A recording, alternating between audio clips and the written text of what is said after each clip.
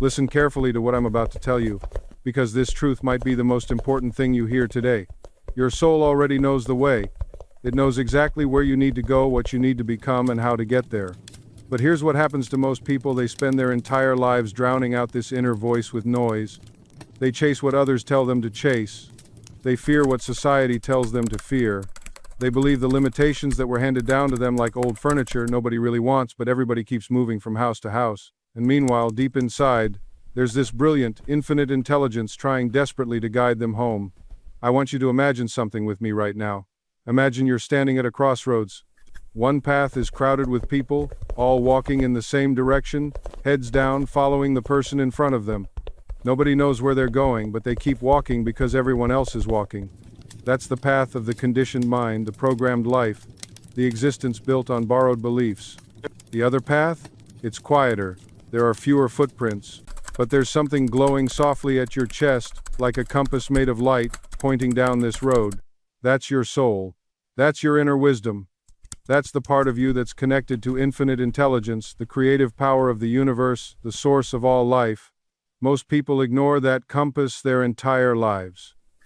They call it impractical. They say it doesn't make sense. They trust the crowd more than they trust the divine guidance living inside their own being. But you're here right now because something in you remembers. Something in you knows there's another way. And that something is your soul tapping on the door of your conscious mind saying, I know the way, please, just listen to me.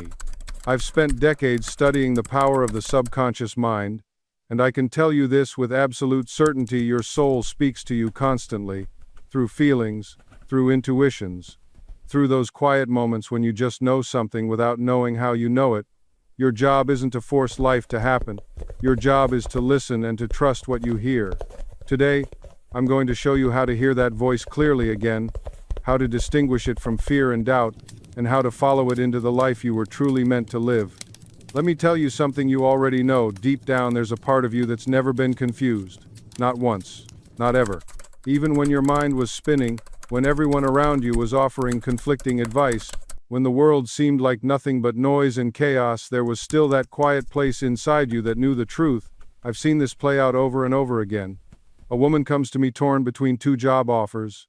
One pays more, looks better on paper, impresses her family. The other feels right in a way she can't explain. She spends weeks making lists, asking friends, losing sleep. But here's what I've noticed.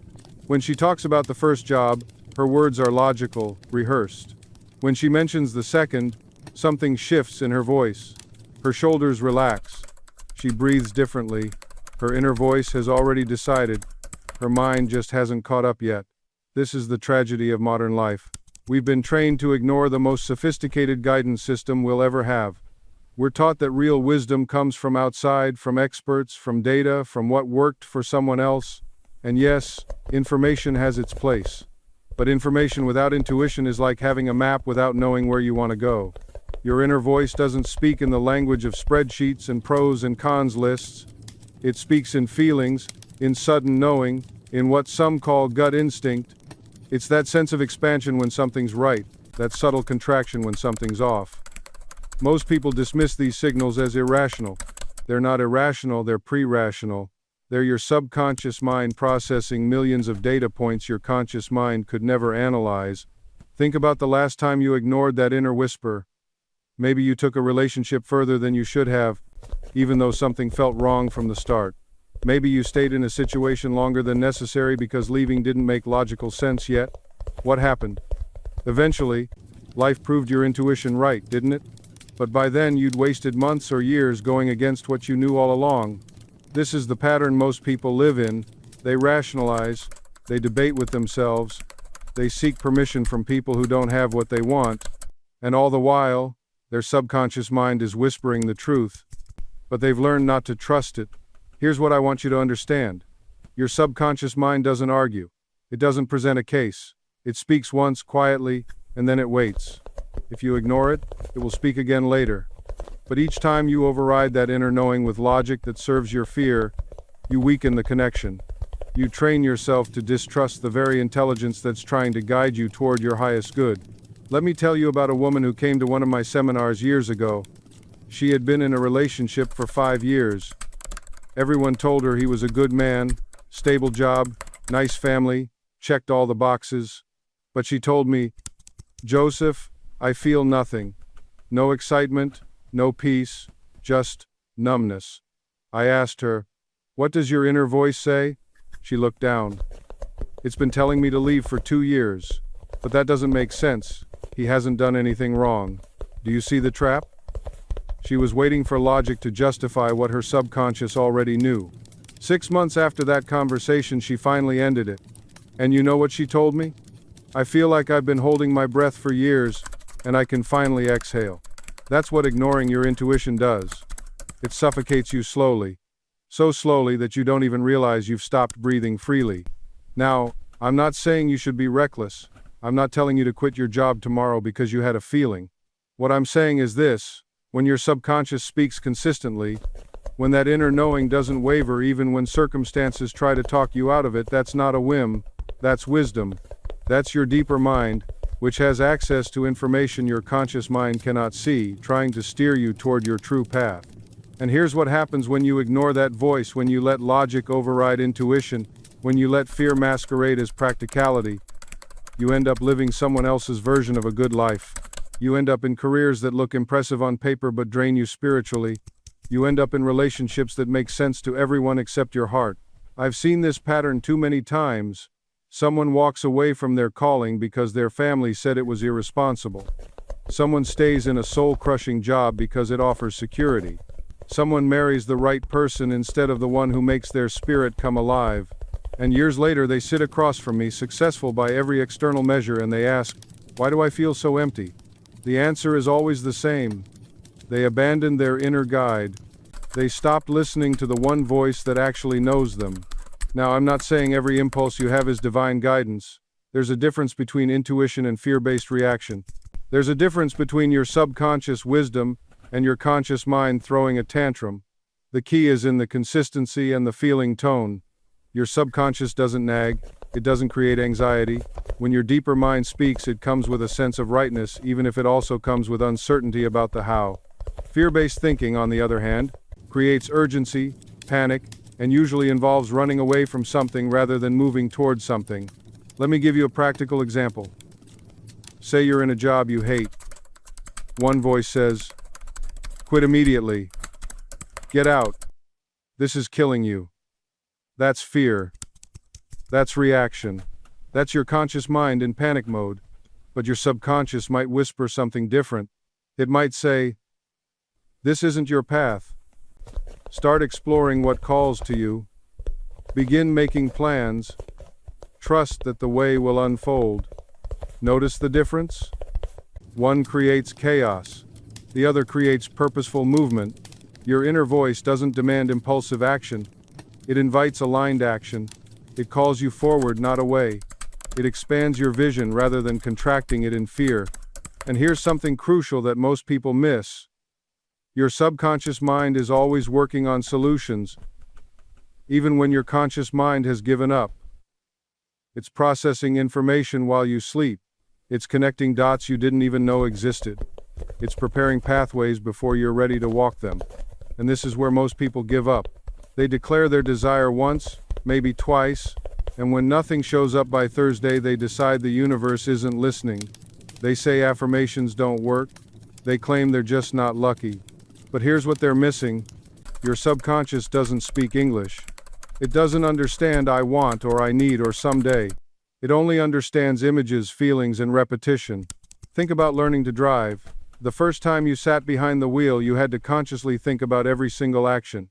Mirror, signal, clutch, gear, release, check blind spot, turn.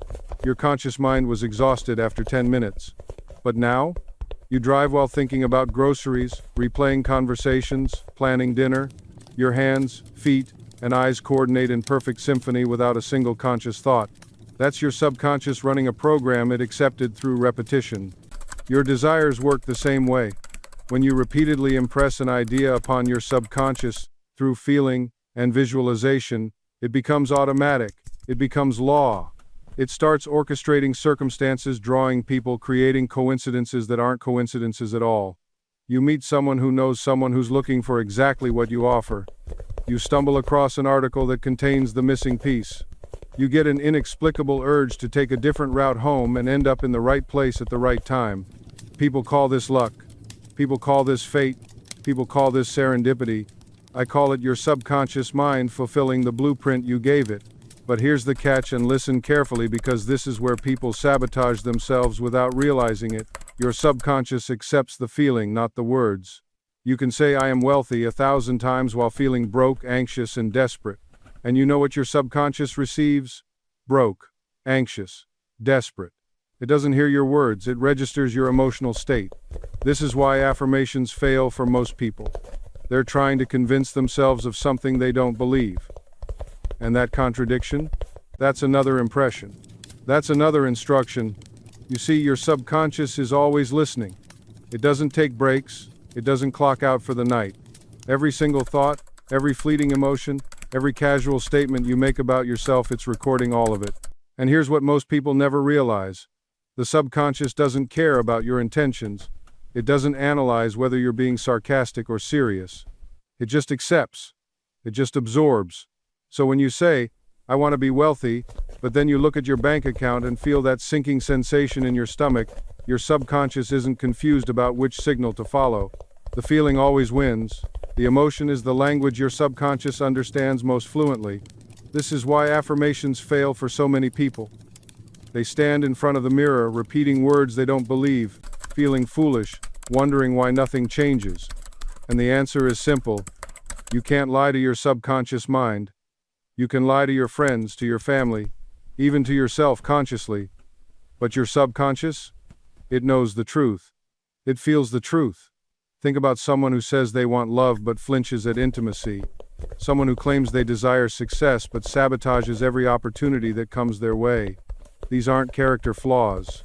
These aren't signs of weakness. These are simply evidence of conflicting impressions in the subconscious mind. And here's where it gets really interesting. These contradictory impressions don't just cancel each other out. They don't create a neutral state, no. They create internal warfare. They generate anxiety, stress, confusion. Because your subconscious is trying to manifest two opposite realities simultaneously, and it tears you apart in the process. I've seen this pattern countless times. Someone desperately wants to start a business, but they were raised hearing that entrepreneurs are reckless, that steady employment is the only safe path. So part of their subconscious is pushing them forward while another part is slamming on the brakes. The result? Paralysis, procrastination, endless planning that never leads to action. The subconscious mind is trying to protect you based on old programming while simultaneously trying to create what you consciously desire, and you wonder why you feel stuck. This internal conflict creates what I call spiritual exhaustion. You're not tired from doing too much.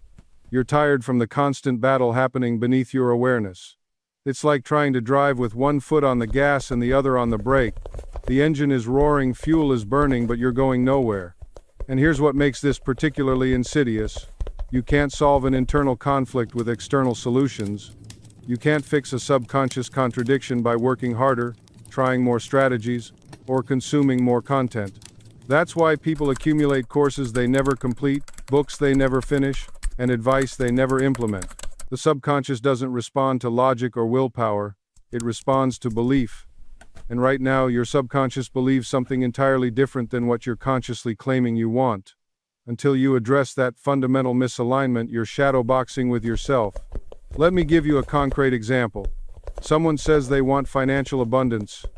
They set the intention, they visualize, they affirm, but nothing changes. Why? Because buried in their subconscious is a program that says, rich people are greedy, money corrupts. If I become wealthy, I'll lose my soul. Now, consciously, they don't believe that. They deny it if you ask them directly, but the subconscious doesn't care what you consciously believe. It runs on the programming it received, especially from childhood, from authority figures, from painful experiences that created protective beliefs. So what happens? Every time an opportunity for wealth appears, the subconscious sabotages it. Not because it's evil, but because it's trying to protect you from becoming someone you learn to despise. The missed emails, the forgotten follow-ups, The sudden illness before the important meeting, these aren't coincidences. They're the subconscious doing exactly what it was programmed to do, keep you safe according to its outdated definition of safety. This is why people can have incredible breakthroughs in therapy or coaching, gain profound insights about their patterns, understand exactly why they do what they do, and still continue doing the same self-destructive behaviors. Understanding doesn't reprogram, insight doesn't override belief. The subconscious mind doesn't care about your logical conclusions. It operates on a completely different level of reality. It speaks the language of feeling, repetition, imagery, and conviction. This is why affirmations work, when done correctly. This is why visualization is so powerful. This is why prayer, when infused with genuine feeling and belief, can move mountains in your life. Let me give you a concrete example that will make this crystal clear. Imagine someone who consciously wants a loving relationship. They attend seminars, read books, go to therapy, and can articulate exactly what kind of partner they want.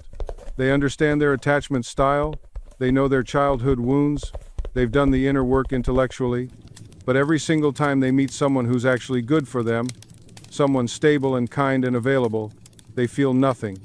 No attraction, no spark.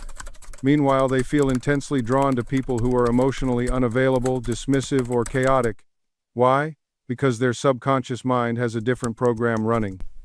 Somewhere deep down, usually from childhood experiences, they develop the belief that love equals struggle, that caring means worrying, that intensity and unpredictability mean passion. Their subconscious associates healthy, stable love with boredom or even danger because it's unfamiliar. It doesn't match the template that was imprinted early on. No amount of conscious analysis will change this pattern. They can understand it perfectly, talk about it eloquently, and still, their body and emotions will respond to the old programming. The subconscious will keep producing the same attractions, the same choices, the same outcomes, because that's the blueprint it's following. This is what makes subconscious reprogramming so essential. You cannot think your way into a new life. You cannot analyze yourself into transformation. You must go deeper, to the level where the actual beliefs reside, and change them there, using the language the subconscious understands: repetition, emotion, imagery, and feeling-infused conviction. And what is that language exactly? It's not the language of logic. It's not the language of debate. The subconscious doesn't respond to arguments. It responds to states. It responds to the feelings you generate within yourself when you declare a truth. It responds to the vivid mental pictures you paint when you close your eyes and imagine yourself already living the life you desire. This is why affirmations work, not because of the words themselves, but because of the feeling state those words invoke when repeated with conviction. When you say, "I am prosperous," and you feel the relief, the gratitude, the quiet confidence of a person who is financially secure, your subconscious accepts that as instruction. It doesn't question, it doesn't argue. It begins to reorganize your perceptions, your decisions, your actions to align with that accepted truth. But if you say the same words while feeling doubt, while mentally listing all the reasons it isn't true, while carrying the emotional residue of lack and fear, then you are impressing the opposite. You are reinforcing the very belief you claim you want to change. This is the subtlety most people miss. They think the work is in the words. The work is in the state. The words are simply the vehicle to access and sustain the state. Let me be even more direct. You will never outperform your self-concept, ever. Your self-concept is the thermostat of your life. If you see yourself as someone who struggles, who barely gets by, who is always overlooked, then no amount of effort will permanently elevate you beyond that identity. You might have a windfall. You might catch a break. But unless the inner image changes, you will unconsciously sabotage, withdraw, or simply return to the level that feels familiar. I have seen this again and again. A person receives money and loses it. A person enters a relationship and destroys it. A person gets an opportunity and talks themselves out of it. Why? Because the opportunity didn't match the self-concept. It felt foreign. It felt undeserved. And the subconscious, loyal to the end, brings you back to what it knows. This is why people sabotage their own success. Not because they're broken, not because they lack discipline, but because deep down they don't believe they're the kind of person who gets to have it. You see it everywhere once you know what to look for. The person who finally lands the dream job, then shows up late 3 days in a row. The entrepreneur who builds a thriving business, then makes reckless decisions that tank it. The individual who loses the weight, reaches their goal, then slowly, methodically, gains it all back. They're not weak, they're not failures, they're just operating from an outdated program. A subconscious blueprint that says, this isn't who we are. And here's the part that most people miss entirely. Your subconscious doesn't care about what you want, it cares about what you believe you are. You can want wealth all day long, but if you believe, in the deepest part of yourself, that you're someone who struggles with money, your actions will reflect that belief every single time. You can want a loving relationship, but if your inner narrative whispers that you're unlovable, that everyone leaves eventually, that you're too much or not enough, you'll unconsciously push people away, you'll pick unavailable partners, you'll create the very outcome you fear most. This is not a flaw in your character. This is how the mind works. It seeks congruence. It wants your outer world to match your inner story. So when you try to force change through willpower alone, you're fighting a war you cannot win, because willpower is conscious. It's limited. It gets tired. And the subconscious? It never sleeps. It never stops. It's always running in the background, executing the program. The good news, the liberating truth that changes everything, is this. The program can be rewritten, not through force, not through shame, not through beating yourself into submission, but through consistent, deliberate impression, through repetition, through feeding your subconscious mind a new story, over and over, until that story becomes the dominant program. This is what Joseph Murphy spent his life teaching, not positive thinking for its own sake, but the science of mental reprogramming, the art of aligning your subconscious beliefs with your conscious desires. And this is where most people stumble. They want the results without doing the work. They want the harvest without planting the seeds. They want their subconscious mind to deliver miracles while simultaneously feeding it a steady diet of doubt, fear, and contradiction. Let me be blunt with you. Your subconscious mind is not a vending machine. You cannot drop in a positive thought once a week and expect a jackpot. It is a garden, and what grows there depends entirely on what you've been planting, watering, and nurturing every single day. Most people's subconscious gardens are overrun with weeds. Weeds of limitation, weeds of unworthiness, weeds of fear that were planted years ago and have been growing unchecked ever since. And then they wonder why their one positive affirmation doesn't seem to take root. Here's what you need to understand. Repetition is the mother of all learning. Your subconscious mind learns through repetition and emotional intensity, not through one-time declarations, not through casual wishes, but through consistent, emotionally charged repetition. Think about how you learned to walk. You didn't read a book about walking and then stand up and stroll away. You fell down hundreds of times. You repeated the attempt over and over until your nervous system, your subconscious programming made it automatic. The same principle applies to mental and spiritual development. You must repeat your new beliefs until they become automatic, until they sink so deeply into your subconscious mind that they operate without conscious effort. This is why affirmations work, but only when done correctly. Most people affirm half-heartedly.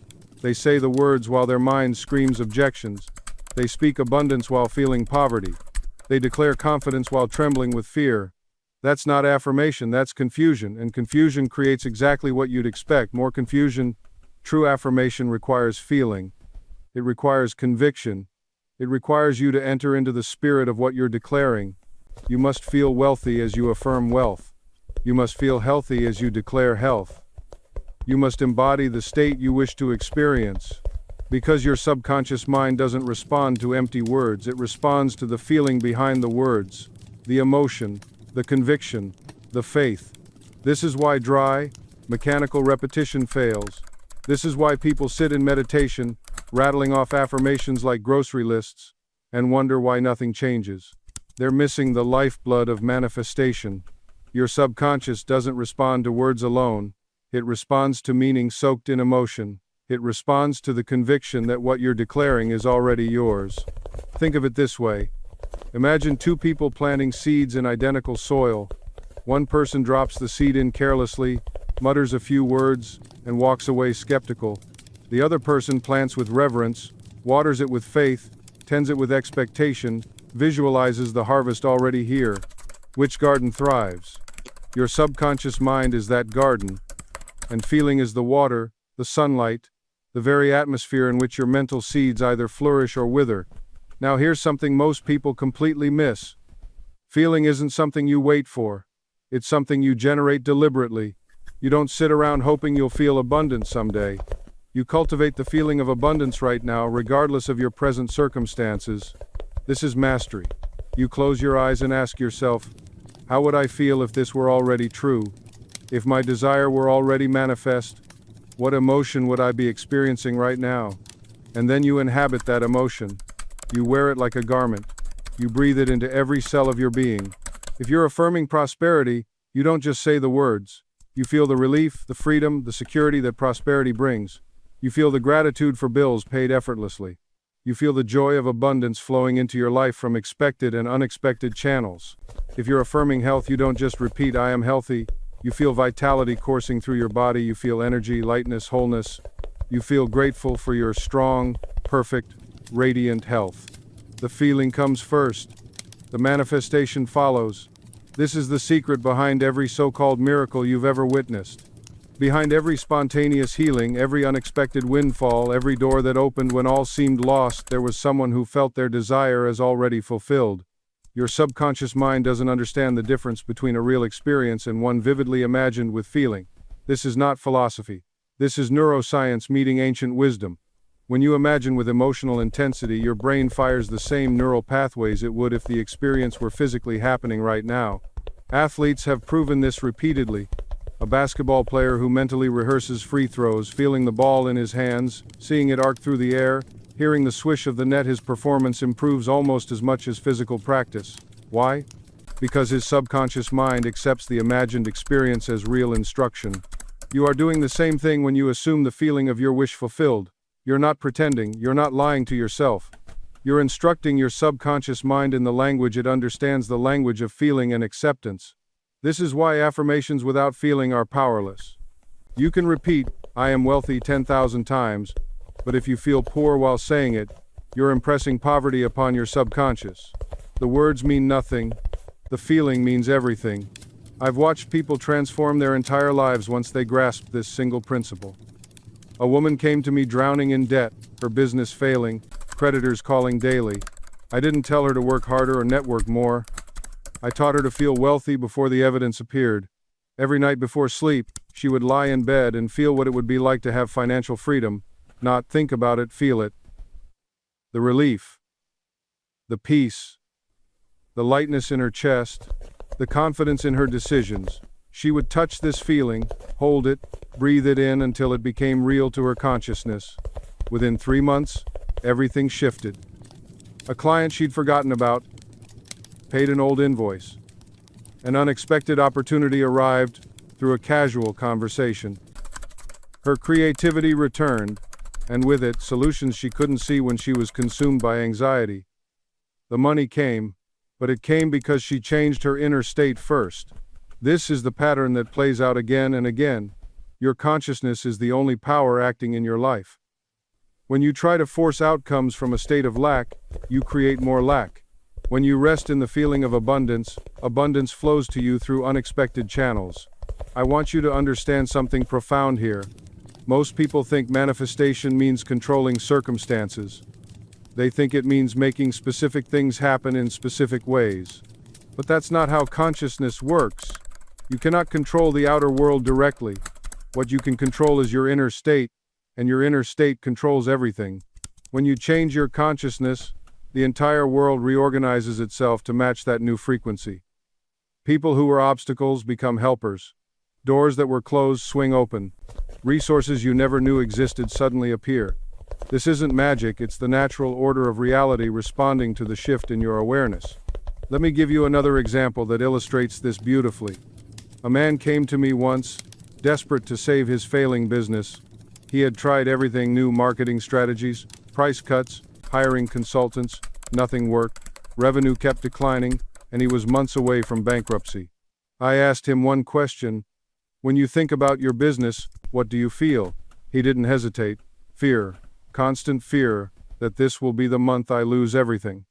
There was his answer. Every decision he made came from that fear. He could implement 1,000 strategies, but they would all be contaminated by that underlying consciousness of failure. His fear was creating the very thing he was afraid of. I instructed him to do something that seemed counterintuitive.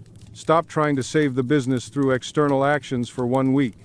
Instead, spend that time reimagining his relationship with the business from a state of success. Not wishful thinking, actual feeling. The satisfaction of serving customers well. The peace of knowing his value. The confidence of someone whose business thrives. He no longer needed to prove himself through desperate discounts or exhausting hours. His self-concept had transformed, and his business followed naturally. This is the principle at work in every area of your life right now. You might be struggling with relationships, wondering why you keep attracting the same disappointing patterns. You might be working hard at your career but hitting invisible ceilings. You might be trying to improve your health but finding your body resistant to change. The question isn't what you're doing wrong externally. The question is, what are you believing about yourself internally? Because here's what most people miss entirely. Your self-concept isn't just one blanket belief about yourself. It's actually a collection of beliefs across different areas of your life. You might have a strong, positive self-concept around your intelligence, but a weak one around your physical health. You might see yourself as a loving parent but an inadequate romantic partner. You might believe you're talented but undeserving of recognition. These compartmentalized beliefs create compartmentalized results. The woman who heals her self-concept around worthiness in business might still struggle with relationships because that's a separate self-concept requiring its own transformation. The man who finally believes he's attractive and desirable might still feel inadequate about his creative abilities. This is why you can be successful in one area and stuck in another. Your self-concept isn't uniform, it's textured, layered, specific. And this is actually encouraging news, because it means you don't need to fix everything at once. You can focus on transforming one specific area of your self-concept and watch that particular dimension of your life shift dramatically. The executive who struggled with public speaking didn't need to rebuild his entire identity.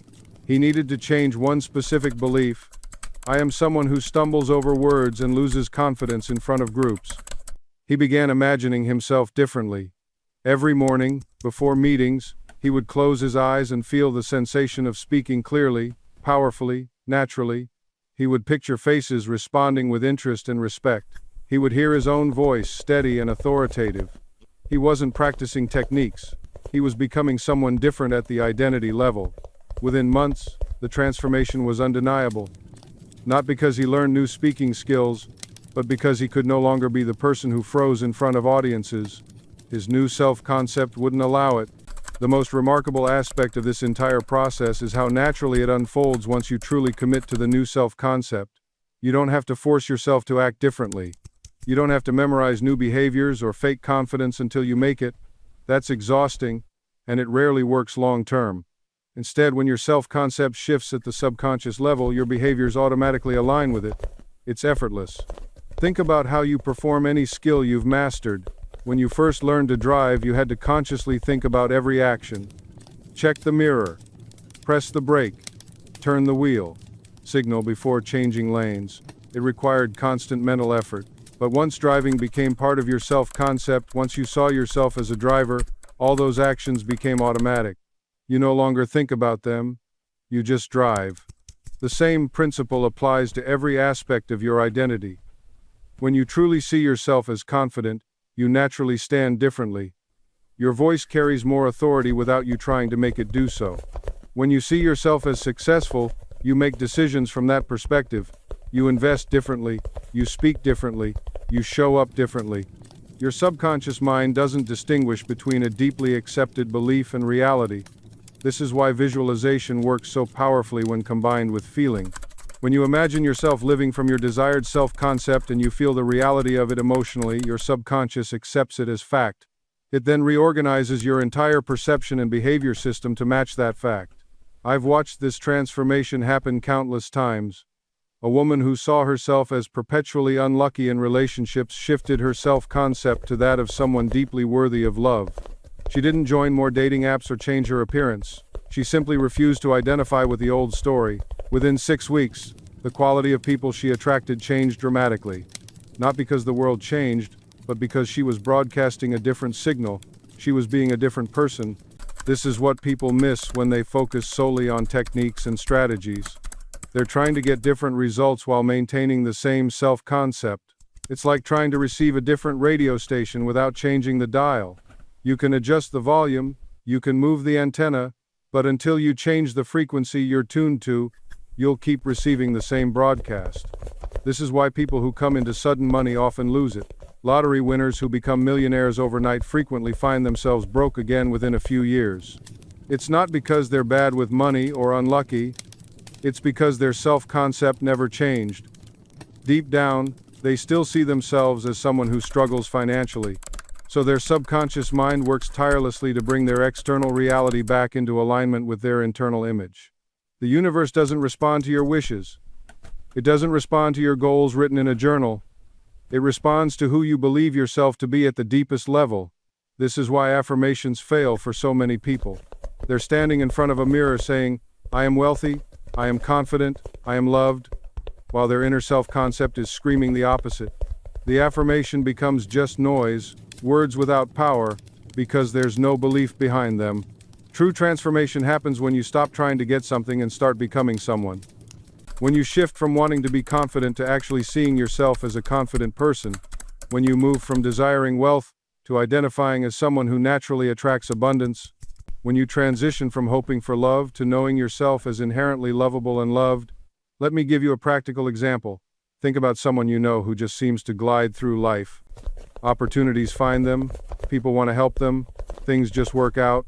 You might call them lucky, but luck has nothing to do with it. What they have is a self-concept of someone for whom things work out. They expect good things. They see themselves as fortunate.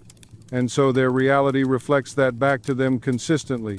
Now think about someone who always seems to struggle. Every job turns sour. Every relationship ends badly. They can't catch a break. You might feel sorry for them, but here's the truth most people don't want to hear. They have a self-concept of someone who struggles. It's not conscious. They're not choosing it deliberately, but deep in their subconscious, they've accepted an identity of hardship. And once that identity locks in, the mind doesn't fight it. The mind protects it. It builds around it. It finds evidence for it everywhere. You see someone succeed, and instead of inspiration, you feel suspicion. They got lucky. You tell yourself, they had connections, they had advantages I don't have. And maybe that's true in some cases. But the real reason you're filtering reality that way is because success doesn't fit your inner picture. It contradicts the story you've been living. So your subconscious rejects it, dismisses it, explains it away. This is why affirmations alone don't work for most people. They stand in front of the mirror and say, "I am wealthy, I am successful, I am confident." But underneath there's a louder voice saying, "No, you're not. Look at your bank account. Look at your history. Who are you kidding?" And that louder voice wins, every single time. Because it's rooted deeper. It's not just a sentence. It's a belief system. It's an identity. Joseph Murphy understood this better than almost anyone. He knew that you can't just paste new thoughts over old beliefs and expect transformation. You have to go deeper. You have to reach the subconscious level where the identity was formed, and you have to reshape it there. That's the real work. That's where the power is. Now, here's the part most people miss. Your subconscious doesn't care whether the identity you're carrying is true or false, helpful or destructive. It just accepts what you've impressed upon it. And once it accepts it, it works tirelessly to make your outer world match your inner world. If you've accepted the identity of someone who struggles, your subconscious will find ways to keep you struggling. Not because it hates you, but because it loves coherence. It loves consistency. It wants your external reality to reflect your internal programming. Think of it like this. Imagine you hired an assistant whose only job is to make sure your life matches the description you gave them. You tell them, "I'm the kind of person who never gets ahead. I always fall short. Things don't work out for me." And that assistant takes notes. And then they go to work. They don't argue. They don't question. They just execute. They arrange circumstances, filter opportunities, influence your behavior, all to make sure your life looks exactly like the description you provided. That's your subconscious mind. It's not your enemy. It's just following orders. So here's what you do. You give it new orders. You start speaking to it differently.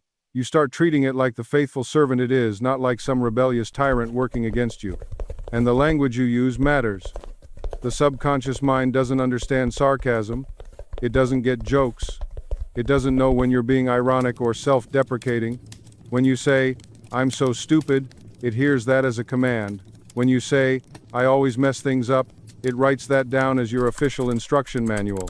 When you say, "Nothing ever works out for me," it starts arranging your reality to match that belief. This is why people who constantly complain about being broke stay broke. Why people who always talk about their health problems keep having health problems. Why people who say "I'm just unlucky" continue to experience what they interpret as bad luck. They're programming themselves. They're hypnotizing themselves into these conditions. Now I know what some of you are thinking, but I'm just being realistic. I'm just telling the truth about my situation. Here's what you need to understand. Your current situation is just the outpicturing of your previous thoughts. It's old news. It's yesterday's mental diet showing up today. When you describe your current reality using negative, limiting language, you're not being realistic, you're being repetitive. You're just placing another order for the same experience. Real realism, true realism, is understanding the law, understanding that you have the power to change your inner conversations and therefore change your outer experiences. That's not wishful thinking. That's how the mind works. So you've got to become aware of what you're saying to yourself throughout the day. Most people go through life completely unconscious of their inner dialogue. They don't notice the constant stream of self-criticism, doubt, worry, and limitation running through their minds. Start paying attention. Catch yourself. When you hear yourself thinking or saying something that contradicts what you want, stop. Don't judge yourself. Don't feel guilty. Just stop and consciously choose a different thought. This isn't about pretending everything is perfect when it's not. This is about redirecting your creative power toward what you want instead of what you don't want. Your mind doesn't judge whether a thought is good or bad. It simply accepts what you feed it and goes to work making it real. When you dwell on debt, your subconscious starts looking for evidence of lack. When you dwell on health, it starts looking for evidence of vitality. This is not wishful thinking. This is how the mechanism works. Let me give you something practical right now. Think of a worry you've been carrying. Maybe it's about money, or a relationship, or your career. Notice how that worry feels in your body. There's tension, isn't there? A heaviness. That's your emotional nature, reacting to the mental picture you're holding. Now, deliberately replace that image with its opposite. See the situation resolved. Feel the relief, the joy, the freedom of the outcome you desire. Stay with that feeling for just 30 seconds. What you just did is more powerful than 100 affirmations spoken without feeling. You redirected your creative energy. You gave your subconscious a new instruction. And if you do this consistently, especially in that drowsy state before sleep when your subconscious is most receptive, you will see corresponding changes in your outer world. The truth is, you're already using your imagination all day long. The question is, are you using it for you or against you? Most people are unwittingly architects of their own struggles because they keep imagining worst-case scenarios. They rehearse arguments that haven't happened. They visualize bills they can't pay. They see themselves failing before they even begin. But you can stop that pattern right now. You don't need anyone's permission. You don't need special training. You simply need to become aware of where your attention is going and gently, persistently guide it back to what you want. And this is where most people stumble, not because the technique is difficult, but because they expect immediate perfection. They redirect their thoughts once or twice, then catch themselves worrying an hour later and think they've failed. Listen carefully. Redirecting your attention is a practice, not a one-time event. It's like training a puppy. You don't scold the puppy for wandering off. You gently call it back, again and again, with patience and love. Every time you notice a negative thought and choose to replace it with something better, you're succeeding. The noticing itself is success. Most people live their entire lives on autopilot, never once questioning the thoughts that run through their minds. The fact that you're aware enough to catch yourself thinking destructively means you're already miles ahead. Here's something that might surprise you. Your subconscious mind doesn't judge your thoughts as good or bad. It simply receives impressions and works to manifest them. It's completely neutral, like soil that will grow whatever seeds you plant. Plant thorns, harvest thorns. Plant roses, harvest roses. The soil doesn't care. It just does what soil does, it grows what's planted. This understanding should liberate you completely. It means there's no cosmic force keeping good things away from you. There's no punishment for past mistakes. There's no bad luck following you around. There's only the law of mind operating with absolute precision. Change the inner pattern. Change the outer result. But here's where we need to get practical, because understanding principles intellectually doesn't transform your life. Application does. So let me give you a specific practice you can begin today, right now, that will start shifting your mental habits immediately. Choose one area of your life where you want to see improvement. Just one. Don't try to overhaul everything at once. Maybe it's your finances, your relationships, your health, or your confidence. Pick the area that feels most pressing to you. Now, here's what you're going to do. Several times throughout your day, preferably at the same time so it becomes automatic, you're going to pause for just 60 seconds. You're going to close your eyes if possible, take 3 deep breaths, and visualize your desire as already fulfilled. Not as something you're hoping for, not as something you're working toward, but as an accomplished fact right now in this present moment. If it's money, see the bank statement with the exact amount you desire. Feel the relief, the freedom, the gratitude washing over you. If it's a relationship, see yourself with that person or feel yourself surrounded by love and companionship. Hear the laughter, feel the warmth, sense the connection. If it's health, see yourself moving freely, energetically, radiating vitality from every cell of your body. The key here is repetition with feeling, not mechanical repetition where you're just going through the motions while your mind wanders to your grocery list. Repetition with genuine emotion, with the feeling of the wish fulfilled, because it's the feeling that impresses your subconscious mind. The feeling is the secret ingredient that activates the creative power within you. Murphy tells us that your subconscious mind is like a garden. You are the gardener. You can plant flowers or you can plant weeds. The choice is entirely yours. But here's what most people don't realize. If you don't consciously choose what to plant, your subconscious will simply grow whatever seeds have been scattered there by your environment, your past, your fears, and your doubts. That's why so many people seem to attract the very things they're trying to avoid. They're not consciously planting positive seeds. They're letting the weeds of worry and fear take root and multiply. They spend 5 minutes affirming prosperity and 5 hours worrying about bills. They spend a moment visualizing health and the rest of the day obsessing over symptoms. Your subconscious doesn't judge the seeds you plant. It doesn't say, "Oh, this is a bad thought, I won't accept it." It accepts everything. It's completely impartial. It will manifest poverty as easily as prosperity, sickness as readily as health, loneliness as quickly as love. Whatever you impress upon it with feeling and repetition, it will bring forth into your experience. This is precisely why you must become vigilantly aware of the thoughts you're feeding your subconscious mind throughout the day. You wouldn't drink poison knowingly, yet many of you poison your subconscious with toxic thoughts from morning until night. I can't afford that. I always get sick this time of year. Nothing ever works out for me. I'm terrible with money. Each of these statements is a seed planted in the fertile soil of your subconscious mind. And here's what most people fail to understand. Your subconscious doesn't distinguish between a thought you're dwelling on intentionally and one you're merely entertaining casually. It responds to whatever dominates your mental atmosphere. This is why worry is so destructive. When you worry, you're actually praying for what you don't want. You're impressing your subconscious with vivid images of disaster, failure, and loss. And your faithful subconscious, following its nature, begins to manifest conditions that correspond to these mental images. I want you to grasp something profound right now. Your subconscious mind has been working on your behalf since the moment you were born. It has been faithfully executing every command you've given it through your habitual thinking. If your life today isn't what you desire, it's not because the law doesn't work. It's because the law works with absolute precision, and you've been using it unconsciously, impressing it with the wrong patterns. Think about the person who constantly complains about their financial situation. Morning, noon, and night. Their conversation revolves around lack and limitation. Bills are piling up. I can't get ahead. Money just slips through my fingers. What are they doing? They're programming their subconscious for continued poverty.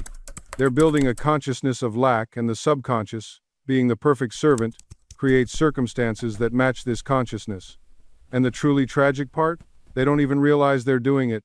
They think they're just being realistic or venting their frustrations. But there's no such thing as idle talk when it comes to your finances. Every word is a seed planted in the fertile soil of your subconscious mind. I want you to understand something profound here. Your subconscious mind doesn't have a sense of humor. It doesn't understand sarcasm. When you say, even jokingly, "I'm so broke," it doesn't laugh along with you. It takes that as a direct instruction and begins creating circumstances to make it true. This is why wealthy people speak differently about money. Listen to how they talk. They don't complain about expenses, they talk about investments. They don't worry about bills, they discuss cash flow. They don't fear poverty, they expect abundance. Their language reflects a completely different consciousness. Now, let me give you a powerful technique for transforming your money consciousness through your words. Starting today, I want you to become aware of every single statement you make about money. Every one. Catch yourself before negative words leave your lips. When you're about to say, "I can't afford it," stop. Reframe it. Say instead, "I choose to direct my resources elsewhere right now." Or better yet, "I'm open to ways this can come into my life." Do you feel the difference? One statement closes doors, the other opens them. When you catch yourself saying money is tight, immediately correct it. Say, "Money flows to me easily and constantly." Even if it feels like a lie at first, say it anyway. You're not lying, you're planting new seeds, you're instructing your subconscious to create a new financial reality. Make this a game. Challenge yourself to go an entire day without speaking a single negative word about money, then try for a week. You'll be amazed at how difficult this is at first, which shows you just how deeply programmed your poverty consciousness has become. But here's what happens when you persist. As you change your words, you change your thoughts. As you change your thoughts, you change your feelings. As you change your feelings, you change your vibration. And as you change your vibration, you change what you attract into your life. This is why I've always maintained that your outer world is a perfect mirror of your inner world. If you want to know what you've been thinking and feeling, just look around you. Your relationships, your bank account, your health, your opportunities, they're all reflecting back to you the dominant thoughts and feelings you've been harboring in your consciousness. Now, some people resist this teaching. They say, "But I've been thinking positive thoughts. I've been visualizing. Why hasn't anything changed?" And here's what I tell them: you cannot fool your subconscious mind. You can say affirmations all day long, but if underneath those words there's doubt, fear, or disbelief, it's the doubt, fear, and disbelief that your subconscious accepts as true. Your subconscious doesn't hear your words. It feels your conviction. It responds to the emotional intensity behind your mental images. This is why a person who casually wishes for wealth, while deeply believing they're destined to struggle, will continue to struggle. Their casual wish has no power compared to their deep-rooted belief. The transformation must go deeper than surface thoughts. It must reach the level of belief, of feeling, of knowing. When you truly change at that level, the outer world has no choice but to rearrange itself to match your inner conviction. I once counseled a woman who had been affirming prosperity for years with no results. When we explored her deeper beliefs, she discovered that she associated wealth with greed and corruption. Deep down, she believed that wanting money made her a bad person. No wonder her affirmations weren't working. Her subconscious was protecting her from becoming what she feared most. Once she changed that belief, once she understood that money is simply a neutral tool that amplifies whoever possesses it, her entire financial situation began to shift. Within months, opportunities appeared that had been invisible to her before. This is the power of aligning your conscious desires with your subconscious beliefs. When there's no conflict between what you say you want and what you deeply believe you deserve, manifestation becomes natural, effortless, inevitable. Your subconscious doesn't argue, it doesn't debate, it simply accepts what you impress upon it with feeling and conviction. This is why affirmations alone often fail. You can repeat 1,000 times, "I am wealthy," but if underneath that statement lives a trembling doubt, a whispered, "Who am I kidding?" then you're impressing poverty consciousness, not prosperity. The real work isn't in the words you speak, it's in the feeling tone behind them. It's in whether you can sit quietly and genuinely feel the reality of your desire as though it already exists. Can you feel the relief, the gratitude, the quiet confidence that comes from knowing it's done?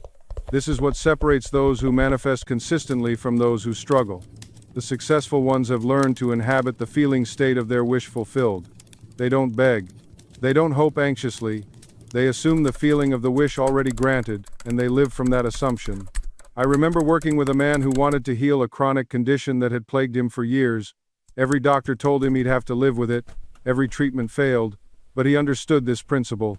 Each night before sleep, he would relax deeply and feel himself healthy, active, free from pain. He didn't visualize the pain leaving. He didn't fight against his condition. He simply assumed the feeling of perfect health. He would imagine himself hiking, something he hadn't done in years. He would feel the strength in his legs, the deep breaths of clear mountain air, the joy of movement without limitation. Night after night, he impressed this feeling upon his subconscious mind during that drowsy state when the gateway is wide open. Within weeks, something shifted. A new doctor, a different perspective, an overlooked solution. The path appeared. And 6 months later, he sent me a photograph. He was standing on a mountain peak, arms raised in triumph, completely free of the condition that had imprisoned him. This wasn't magic. This wasn't luck. This was law. And the law is this: your subconscious doesn't argue. It doesn't debate. It doesn't question your mental diet. It simply accepts the dominant impression you give it and begins to manifest it in your outer world. That's why the man with the business turnaround didn't need to know how times his company would be saved. He didn't need a strategic plan or a financial blueprint. He just needed to plant the right seed in his subconscious mind through consistent feeling-filled imagination. You see, your conscious mind is the gardener. Your subconscious is the soil. Whatever seed you plant, fear or faith, lack or abundance, sickness or health, the soil doesn't care. It will grow whatever you give it. It's absolutely impartial. It has no favorites. It works for the pessimist just as powerfully as it works for the optimist. This is why Murphy always said, your subconscious mind is like the soil that accepts any kind of seed, good or bad. Your thoughts are active, and they might be considered as the seed. So here's what I want you to understand right now, in this very moment. Everything you're experiencing in your life today is the harvest of seeds you planted weeks, months, maybe even years ago. Your relationships, your bank account, your health, your opportunities, they're all fruit from the garden of your habitual thinking. And if you don't like the harvest, you don't need to curse the soil. You don't need to burn down the garden. You just need to plant different seeds. Starting today. Starting right now. Because here's the beautiful truth that Murphy discovered and shared with millions. The moment you change your mental diet, you begin to change your destiny. Not tomorrow, not next week, right now. The subconscious begins responding immediately. You might not see the evidence on the surface yet. The seed doesn't sprout the moment you plant it, but beneath the soil, invisible forces are already at work. Roots are forming. Growth has begun. This is why persistence matters so much. The subconscious doesn't recognize time the way your conscious mind does. It doesn't distinguish between past, present, and future. When you affirm, I am wealthy or I am healed, your subconscious accepts this as present reality and begins orchestrating circumstances to match that declaration. This is why affirmations must be stated in the present tense. Not, I will be successful, but I am successful now. Not, I will find love, but I am loved and cherished. The subconscious mind responds to the now of your awareness. Consider the story of a woman who came to one of Murphy's lectures suffering from severe arthritis. Doctors told her she would be in pain for the rest of her life, but she began affirming every night before sleep. My body is healed, my joints are flexible and pain-free, I move with ease and grace. For 3 weeks, nothing seemed to change. The pain persisted. Her fingers remained stiff. But she continued her practice, refusing to let appearances dictate her inner conviction. Then one morning she woke and realized she had slept through the night without pain for the first time in years. Within another week, the stiffness began to subside. Within a month, her doctor was astonished by the improvement in her condition. What happened? Her persistent affirmation impressed upon her subconscious mind a new pattern. Her subconscious, which controls all bodily functions, began directing healing energy to those affected areas. The intelligence that created her body knew how to heal it, she simply had to give it the right instructions. This same principle applies to every area of your life. Your relationships, your career, your financial situation, your health, all are reflections of the dominant patterns in your subconscious mind. If you find yourself constantly struggling with money, examine the beliefs you hold about wealth. Do you secretly believe that money is evil? That wealthy people are greedy? That you don't deserve abundance? These subconscious beliefs will sabotage every conscious effort you make to prosper. The solution is not to fight these beliefs, but to replace them. Plant new seeds. Affirm, money flows to me easily and abundantly. I am a channel for divine prosperity. Wealth is my natural state. Repeat these truths until they take root in your subconscious mind. Now, let's address a truth that many people struggle to accept. Your subconscious mind doesn't distinguish between imagination and reality. This is not merely philosophical speculation, it's a practical principle you can harness immediately. When you vividly imagine prosperity, when you feel the emotion of abundance in your body, your subconscious accepts this as instruction. It begins to reorganize your entire mental and physical reality to match this internal image. I've witnessed people transform their financial circumstances by spending just 10 minutes each day in constructive imagination. They don't fantasize passively, they actively engage their senses. They feel the texture of success, hear the sounds of opportunity, see the evidence of wealth manifesting in their lives. One woman came to me drowning in debt, barely able to afford basic necessities. I taught her this technique. Before sleep each night, she imagined depositing large checks at her bank. She felt the pen in her hand, saw the numbers written clearly, experienced the satisfaction of financial security. Within 3 months, unexpected opportunities appeared. A former employer contacted her about a consulting position. A relative she hadn't spoken to in years remembered her in a will. A business idea she'd abandoned suddenly found interested investors. Were these coincidences? Absolutely not. Her subconscious mind, impressed with images of prosperity, moved her entire being toward the manifestation of wealth. It arranged circumstances, attracted opportunities, and guided her intuition toward right action. You possess this same power right now. Your imagination is the workshop where you construct your financial future. What you consistently imagine and feel deeply, you must eventually experience. But here's where most people fail. They imagine wealth for a moment, then immediately return to mental images of lack. They affirm abundance for 5 minutes, then spend the remaining hours worrying about bills, complaining about their situation, and reinforcing poverty consciousness. This is like planting a garden and then immediately pouring poison on the seeds. You cannot build with one hand while destroying with the other. Consistency is everything. Your subconscious responds to your dominant mental habits, not your occasional positive thoughts. Let me give you a practical framework. Every morning, before you check your phone, before you speak to anyone, sit quietly for 10 minutes. Not to force anything, just to observe. Notice what thoughts arise naturally. Are they thoughts of worry, regret, anxiety about the day ahead? Or are they thoughts of gratitude, possibility, anticipation? This observation isn't about judgment, it's about awareness. You cannot change what you're not aware of.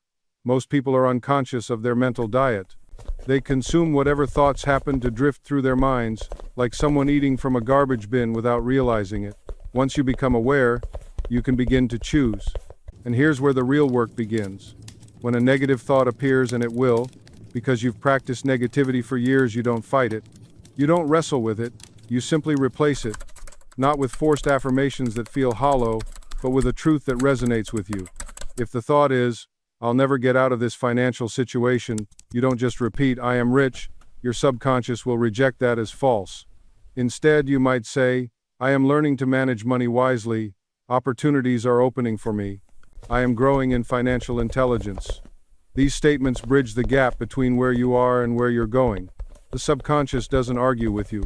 It accepts what you consistently feed it. But consistency is the key word. One day of positive thinking followed by 6 days of worry accomplishes nothing. It's like planting seeds and then immediately digging them up to check if they're growing. Think of your mind as a garden. Right now, it might be overrun with weeds. These weeds didn't grow overnight. They grew because they were watered, fed, and given attention, even if that attention was unconscious. To grow flowers, you don't just throw seeds on top of weeds and hope for the best. You cultivate the soil. You remove what doesn't serve you. You protect the new growth until it's strong enough to thrive on its own. And here's what nobody tells you about that process. It's not linear. Some weeks you'll feel like you've broken through to a new level of consciousness. Your thoughts feel pure. Your emotions feel aligned. Everything seems to be flowing in your favor. And then, without warning, you'll have a day where the old patterns come rushing back. The doubt, the fear, the familiar stories your mind has been telling for years. This is not failure. This is not regression. This is the natural ebb and flow of consciousness transformation. Think of it like physical therapy after an injury. You don't heal in a straight line. Some days the movement feels easier. Some days the old pain resurfaces. But each time you work through it, you're building new pathways. You're creating new neural connections. You're teaching your body and mind a new way of being. The same is true with your subconscious. When those old patterns resurface, you haven't lost your progress. You're being given another opportunity to choose differently, to respond rather than react, to observe the pattern without becoming it. This is where most people give up. They interpret the return of old thoughts as evidence that nothing is working. They decide the techniques are flawed, or that they're somehow broken beyond repair. But the return of old patterns is actually a sign that the work is deepening. Your subconscious is testing the new beliefs. It's checking to see if you're serious. It's determining whether these new thought patterns are temporary visitors or permanent residents. Your job in these moments is not to panic, not to abandon everything you've learned. Your job is to gently redirect, to acknowledge the old pattern without judgment, and then consciously choose the new one. I see you, old fear. I understand why you're here, but I'm choosing a different thought now. That's it. That's the practice. Simple, but profound. And every time you make that choice, every time you redirect your mind back to the truth you're cultivating, you're strengthening the new pattern. You're making it more real. You're giving it more power in your subconscious architecture. Over time, the gap between the old pattern and your new response gets shorter. The old thoughts still arise, but they lose their grip faster. They carry less emotional weight. They become background noise rather than the dominant narrative. You begin to notice a fundamental shift in your relationship with your own mind. Where you once felt like a victim of your thoughts as if they happened times to times, you now recognize yourself as the conscious selector. Not someone who battles thoughts, but someone who chooses which thoughts to nourish and which to let wither from neglect. This is the difference between force and power. Force is exhausting. It's the constant effort to push unwanted thoughts away, to fight against fear, to wrestle with worry. Power, on the other hand, is the quiet understanding that you don't have to engage, you simply redirect your attention to what you want to experience. Think of it like this. Your subconscious mind is like soil. Whatever you plant there will grow. If you plant seeds of fear, you'll harvest anxiety. If you plant seeds of lack, you'll harvest scarcity. But when you consistently plant seeds of faith, prosperity, and health, those become your harvest instead. The beauty is that the soil doesn't judge. It doesn't care what you plant. It simply grows whatever you give it attention and feeling. This is both the danger and the opportunity. Dangerous when you're unconscious, planting weeds without realizing it. Opportunity when you become conscious and deliberate about what you're cultivating. And here's what most people miss. You don't have to wait until the harvest to know what you've planted. Your current emotional state is the preview. If you feel worried, anxious, and stressed most of the time, you're planting those seeds right now. If you feel peaceful, grateful, and expectant, you're planting those seeds instead. This is why your daily practice matters so much. Not as a religious ritual, but as a practical discipline. Every time you return to your mental image, every time you feel the feeling of your wish fulfilled, you're planting seeds. You're impressing your subconscious with the pattern you want to see manifest. And here's what most people miss. They plant the seed once and immediately dig it up to check if it's growing. They affirm their desire in the morning, then spend the afternoon worrying if it's working. They visualize abundance at night, then wake up anxious about their bank account. You wouldn't plant a garden and dig up the seeds every few hours to see if they've sprouted. You'd water them, give them sunlight, and trust the process. Your subconscious mind works the same way. It needs consistency, not interference. It needs faith, not frantic checking. This is where persistence becomes your greatest ally. Not stubborn, forceful persistence, but gentle, unwavering persistence. Like water slowly shaping stone. like the sun reliably rising each morning. I've watched people transform their entire lives through nothing more than daily, persistent practice.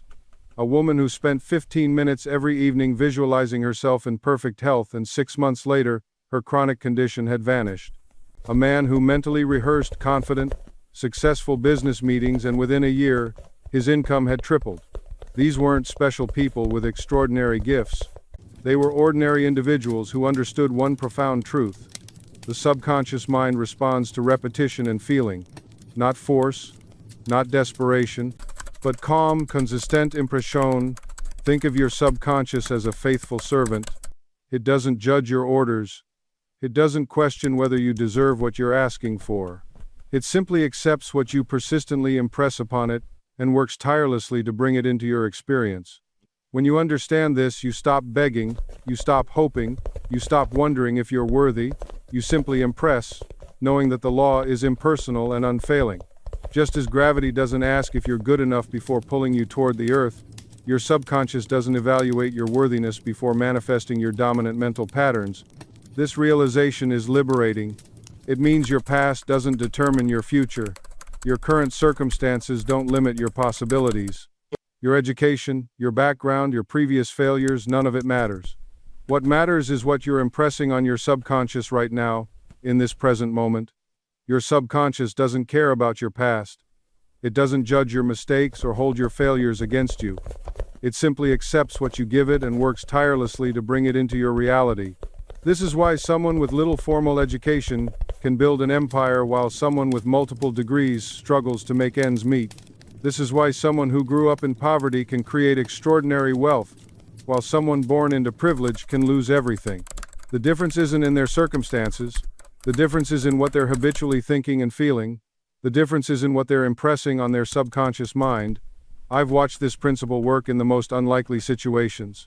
I've seen people recover from incurable illnesses simply by changing their inner conversations. I've witnessed individuals create financial abundance after years of struggle, not by working harder, but by transforming their relationship with wealth at the subconscious level. The question isn't whether this works. The question is whether you're willing to do what it takes. And what it takes isn't complicated. It doesn't require years of study or special abilities. What it requires is consistency. What it requires is faith. What it requires is the willingness to persist even when your external circumstances haven't yet caught up with your internal transformation. You see, there's often a lag between when you plant the seed and when you see the harvest.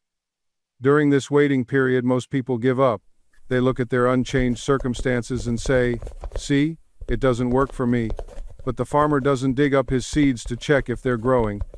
He plants them with faith, waters them consistently, and trusts the natural process. He knows that beneath the surface, invisible forces are at work, transforming that tiny seed into something magnificent.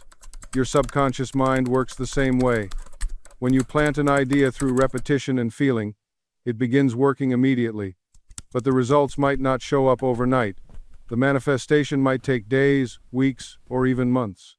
During this time, your job is to maintain your faith. Your job is to continue your inner work without being discouraged by outer appearances. This is where most people stumble. They do the inner work for a week, maybe 2 weeks, and when they don't see immediate results, they give up. They return to their old mental patterns. They start complaining again. They start doubting again. And in doing so, they cancel out all the work they've done. Think of it like planting a seed. When you plant a seed in the ground, you don't dig it up every day to check if it's growing. You don't stand over it anxiously, wondering why you can't see the plant yet. You trust the process. You water it. You give it sunlight. And you wait with confidence, knowing that beneath the surface, something is happening. Your subconscious mind works the same way. Once you've planted the seed of your desire through your mental and emotional work, it begins working beneath the surface of your conscious awareness. It's rearranging circumstances, drawing people and opportunities toward you, opening doors you didn't even know existed. But if you keep digging up that seed with doubt and fear, if you keep contradicting your mental work with negative statements, you interrupt the process. You must learn to live in the end while you're waiting for the beginning to catch up. This doesn't mean you sit passively doing nothing. It means you continue your daily life with a quiet confidence. You take inspired action when opportunities present themselves. You remain alert to the guidance of your intuition, but you don't force. You don't struggle. You don't try to figure out how it's all going to happen. Your job is the what and the why. The universe's job is the how and the when. When you try to control the how, you limit the infinite ways your desire can manifest. Your conscious mind can only see a few possibilities. Your subconscious mind, connected to infinite intelligence, can see millions of pathways you never imagined. That's why the most powerful practice is to affirm the end result while remaining completely open to the means. Say to yourself, I don't know how this will happen, and I don't need to know. I trust the wisdom of my subconscious mind to bring this about in ways far better than I could plan. This doesn't mean you become passive. When intuition strikes, when an idea comes, when a door opens, you act. But you're not forcing, you're responding. There's a profound difference between inspired action and desperate manipulation. I've watched people manifest the most beautiful outcomes once they stopped trying to micromanage the universe. The job offer came from a company they'd never heard of. The relationship began in the most unexpected way. The healing happened through a method they hadn't considered. Your subconscious doesn't need your anxiety. It needs your faith. It doesn't need your panic. It needs your permission. When you release the how, you give your subconscious full authority to work miracles on your behalf. Here's what I want you to understand deeply. The universe is not limited by your current knowledge, your current connections, your current resources. What seems impossible from your limited viewpoint is absolutely possible from the infinite viewpoint of your subconscious mind. So tonight, as you prepare for sleep, practice this sacred release. Think of your desire. Feel it as already accomplished. Then say with complete sincerity, I release the how. I trust completely. The infinite intelligence within me knows the perfect way. Feel the burden lift from your shoulders. Feel the peace that comes from truly surrendering control while maintaining absolute faith in the outcome. This is not giving up. This is stepping into a higher level of creation. The way will appear, the doors will open, the people will come, the resources will manifest, not because you figured it all out, but because you trusted something far greater than your limited conscious mind. Your job is the end. Let the infinite handle the means.